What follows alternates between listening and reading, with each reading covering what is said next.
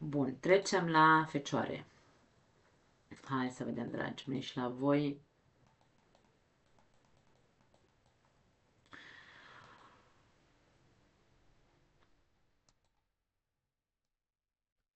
Pentru fecioare se termină un ciclu aici. Mie vine să spun un ciclu de orbire.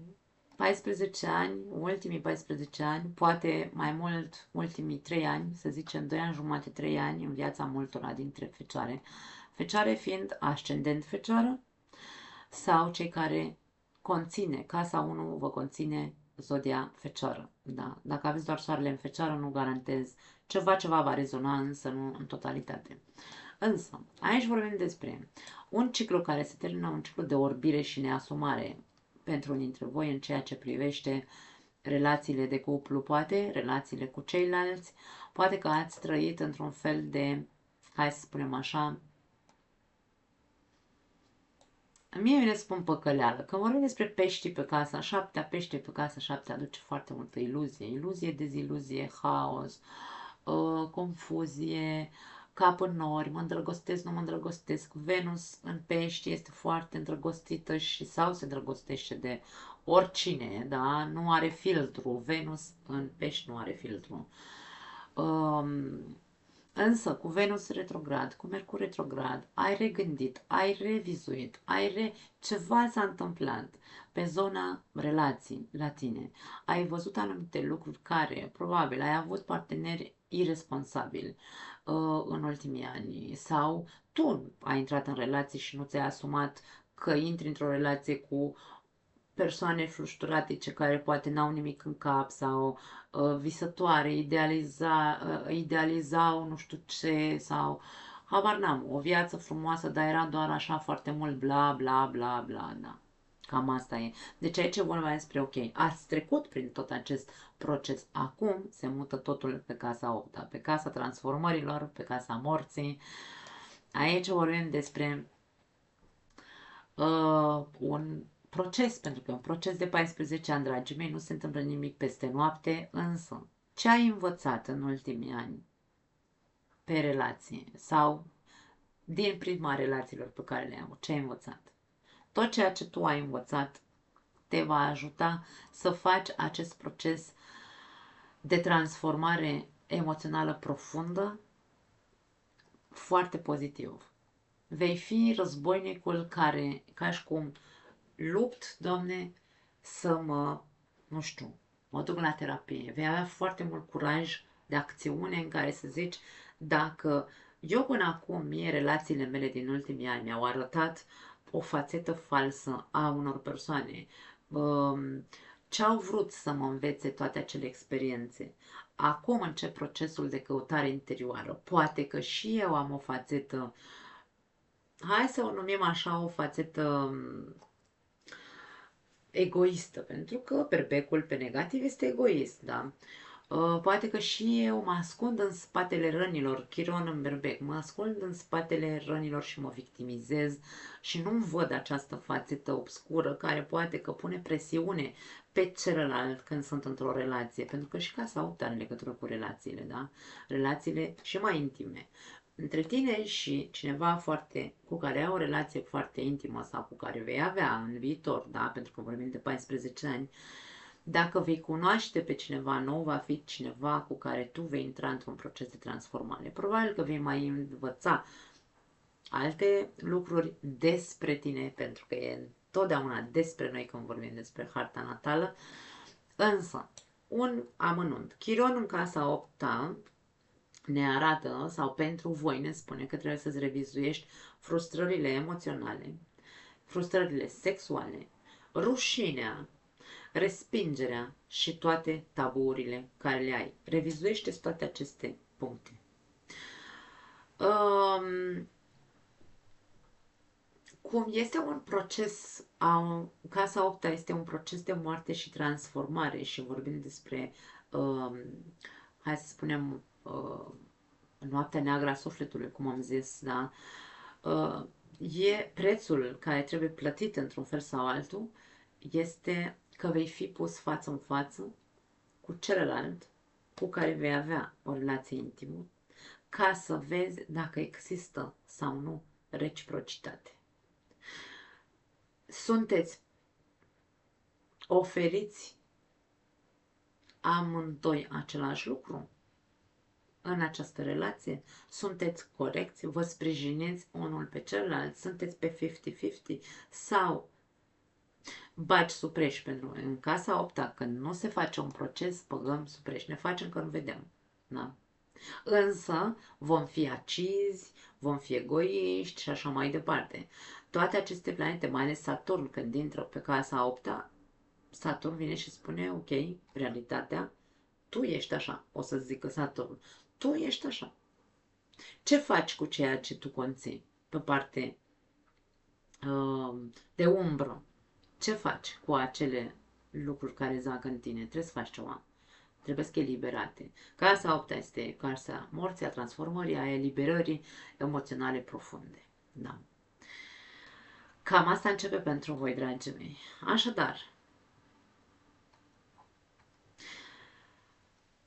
Saturn te va pune față în față cu tine, cu toate fricile, acelea despre care vorbeam cu Chiron că trebuie să le revizuiești, cu toate impulsurile cu care intri în relație sau cu care intri în contact intim cu ceilalți și te va pune, îți va arăta lucrurile și te va pune față în față cu toate taburile tale.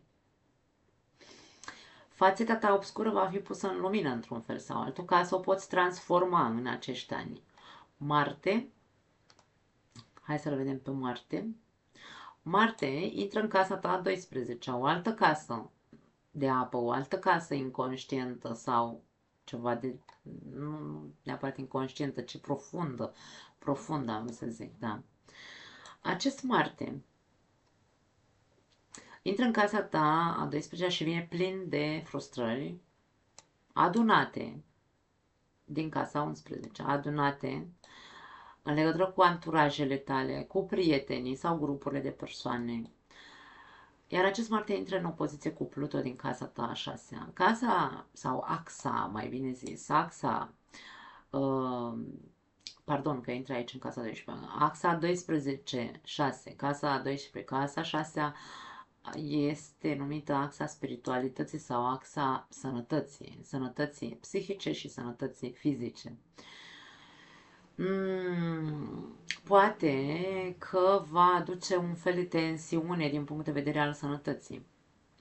Pentru că tu ai strâns anumite frustrări. Bine, tu, Marte, da? Războinicul din tine, a strâns anumite frustrări în legătură cu un ideal, dacă nu e vorba despre persoane, un ideal. Tu aveai un plan, aveai un vis, vroiai să ajungi undeva. Nu, poate n-a funcționat, poate a mers un pic târâș, să zicem așa. Și e ca și cum aici, plin de frustrările astea, nu cred că a fost un eșec, însă nu a fost ce ți-ai fi dorit tu, nu s-a împlinit acel ideal. Aici ar putea să existe un soi de tensiune pe parte fizică. Poate că vei simți mult mai multe, nu știu, dureri de cap, poate să fie, nu te poți odihni noaptea, pentru că casa 12 are legătură cu somnul, da, poate fi o tensiune din punct de vedere al sănătății, atât fizic cât și psihologice sau emoționale.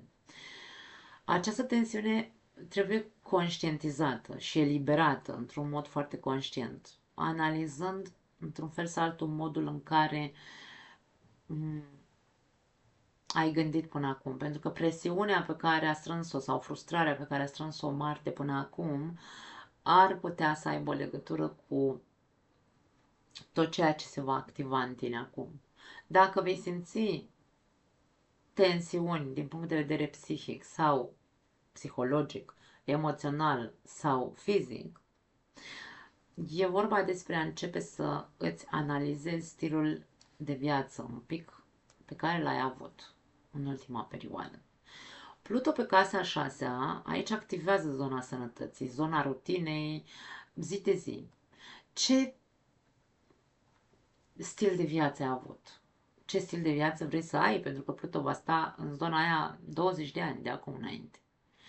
Este un fel de, e momentul să pui lupa și să vezi din punct de vedere emoțional, psihologic sau psihic și fizic ce schimbări ai nevoie să faci, pentru că nu poți să mai stai în aceeași tensiune în care să crezi că tu deții controlul. A, nu, lasă, că eu aici dacă mănânc 15 kg de mere, o să-mi fie bine, da? Nu, aici n-ai niciun control asupra sănătății tale în momentul în care nu vezi cu adevărat că, practic, mintea noastră construiește o poveste, inconștientul nostru construiește povești care să ne pună în contradicție, de fapt, cu ceea ce facem în viața de zi cu zi, pentru că în casa așa e casa rutinei, da? Așadar, acolo va fi tensiunea între ce spune mintea și ce spune corpul. Ascult mai mult corpul, îmi vine să spun în această perioadă. Nu refuza o anumită disciplină. E momentul să începi să ai o anume disciplină, într-un fel sau altul, și psihică și uh, fizică, da? Pentru că Pluton în casă 6 vrea să te facă într-un fel sau altul să vezi că toate eforturile pe care tu le faci sau serviciile, pentru alții trebuie, pentru că ești casa muncii, da? Serviciile pe care le faci îți dăunează dacă le faci în detrimentul sănătății tale, da? Deci ceva pe axa sănătății la voi, acolo va fi tensiunea. Trebuie să te eliberezi, conștient, după cum am zis, analizând modul în care gândești și stilul de viață pe care îl ai sau l-ai avut până acum. Acum, Marte, într-un fel sau altul, fiind și o zonă a intuiției, casa 12-a, e o zonă a intuiției, da? Fiind și o zonă a intuiției, Marte cere să-ți asculți intuiția, într-un fel sau altul. Pentru că intuiția noastră ne avertizează sau ne spune: asta e bună, asta nu e bună pentru noi, asta e bine să fac pentru ceilalți, asta nu e bine să o fac pentru ceilalți, pentru că e în detrimentul sănătății mele sau a timpului meu, da, pentru că rutina înseamnă și timp. Așadar, ascultă-ți intuiția când îți vorbește. Nu te mai lăsa pe tine în detrimentul, deci pentru ceilalți, ca să zicem așa. Pentru alții dintre voi, Pluton casa 6 poate să vă pună într-o lumină proastă la locul de muncă. Atenție! Dacă aveți obsesii în ceea ce privește controlul și atenția pe detalii, adică stau toată ziua aici, aoleu, nu știu, cel mai mic detaliu, să nu fie un firișor de firicel de praf, să nu fie, nu știu, o șosetă aruncată sub pat, zic, da? Între ghilimele. Acum, poate fi și cealaltă parte. Sunt o persoană dezordonată și Pluto vine să-mi arate: hei, trezește-te odată, pune mâna și puneți ordine în viață, puneți ordine în alimentație, puneți ordine în rutină, făți o anumită rutină în care să ai grijă de sănătatea ta, deci se poate interpreta în toate felurile, însă, insist, nu vreau să stau 15 ore, că nu facem aici nimic privat. Dacă tu ai obsesii în ceea ce privește că te pune într-o lumină proastă la locul de muncă, poate avea legătură cu obsesiile în ceea ce privește controlul și atenția pe detalii, dar în ce manieră? În care nimeni nu face munca la fel de bine ca tine, le iei uneltele din mână colegilor tăi, de exemplu, sau pixul din mână ca să faci tu, pentru că el nu e în stare, aici tot ceea ce tu, acea perfecțiune, pentru că e casa 6, casa Fecioarei, în care noi credem că suntem perfecți și că noi suntem cei care fac cel mai bine lucrurile, nu, Pluto va încerca să schimbe această obsesie pe critică, îi critici pe ceilalți că doar tu ești în stare să faci lucrul ăla, iar ei nu, sau nu fac perfect, cel puțin nu fac la fel de bine ca tine. Aici poate fi mare atenție, pentru că îți poți pierde, după cum am zis, poți fi pus într-o lumină proastă. Eu doar vin cu avertizări, nimic mai mult. Acum, Este vorba despre extreme, pentru că tindem întotdeauna să ne ducem într-o extremă sau în cealaltă. Pentru alții dintre voi, nu e bună, pentru nimeni nu e bună nicio extremă, nici cealaltă, însă, dacă ori ai făcut prea mult, ori n-ai făcut, n-ai avut o disciplină, sau ai crezut că ești perfect, nu contează în care extremă te afli până în momentul de față. Gândește-te că tu ești un semn din naștere, ești un semn zodiacal servicial. Iar extremele nu sunt bune. Nici să dau prea mult pentru ceilalți, să fiu prea umil sau prea servicial, dar nici să ajung să îmi distrug sănătatea pentru că nu mă odihnesc, pentru că da? Deci aici e vorba despre, ok, hai să vedem, să conștientizăm care e comportamentul nostru al fiecăruia dintre noi, da? Uranus, da, într-adevăr, te ajută să te temperezi, te ajută să vezi lucrurile așa cum sunt, da? Uranus se află aici în casa a noua, casa filozofiei de viață. Acum, că tu ai o filozofie foarte căpoasă, așa, pentru că e Taur. Taurul, când vorbim de Taur pe casa nouă, este vorba despre o strâmtoare, la fel, a unor dogme, într-un fel sau altul. Credințele mele sunt astea, însă Uranus cere schimbare în acea zonă, da? Are 5 ani și ceva de când Uranus stă acolo. Ți-ai schimbat într-un fel sau altul mentalitatea? Sau continui cu același gen de mentalitate ca acum 8 ani, de exemplu? Însă, nu e vorba doar despre asta. Aici pot fi credințele care ni s-au băgat în cap de mici copii. Da? Deci am crescut cu anumite... Așa ne-au învățat. Dacă așa m-a învățat mama cu tata, așa fac și eu. Însă Uranus cere schimbare acolo. Dacă ați făcut un proces de schimbare, e foarte ok. Acum, că ai făcut, că n-ai făcut, aici avem să zicem așa, o configurație foarte fluidă pentru voi, în care Uranus, bineînțeles că te ajută să faci o interpretare corectă, să nu mai fie doar din dogmă, da? Să-ți schimbi un pic percepția comportamentului tău. Despre asta vorbim, despre ce a strâns Marte, despre ce ai învățat din punct de vedere al relațiilor, da? Despre acest nou proces în care trebuie să intri. Toate aceste aspecte uh, Uranus te ajută să le faci o interpretare corectă a acestor probleme cu care te-ai confruntat, fie în viața de cuplu, fie în viața relațiilor apropiate, dar și în ceea ce privește persoanele care te-au dezamăgit în această perioadă. Da. Cam asta e, dragii mei, pentru voi. Nu mai am altceva.